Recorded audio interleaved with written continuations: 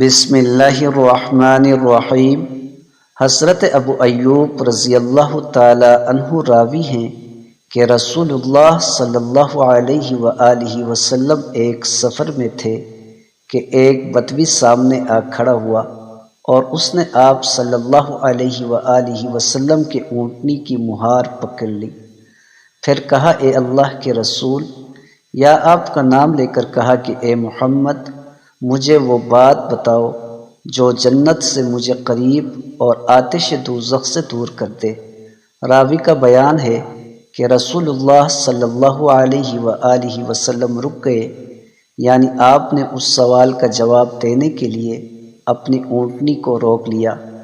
پھر اپنے رفقا کی طرف آپ نے دیکھا اور ان کو متوجہ کرتے ہوئے فرمایا کہ اس کو اچھی توفیق ملی، یا فرمایا کہ اس کو خوب ہدایت ملی۔ پھر آپ صلی اللہ علیہ وسلم نے اس اعرابی سائل سے فرمایا کہ ہاں، ذرا پھر کہنا تم نے کس طرح کہا؟ سائل نے اپنا وہی سوال پھر دہرایا، مجھے وہ بات بتا دو جو جنت سے مجھے نزدیک اور دوزخ سے دور کر دے۔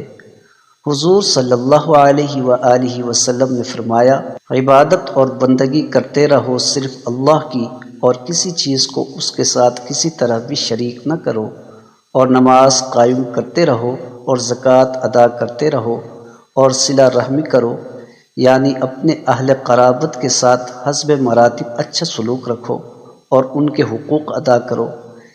یہ بات ختم فرما کر حضور صلی اللہ علیہ وسلم نے اس بدوی سے فرمایا کہ اب ہماری اونٹنی کی مہار چھوڑ دو۔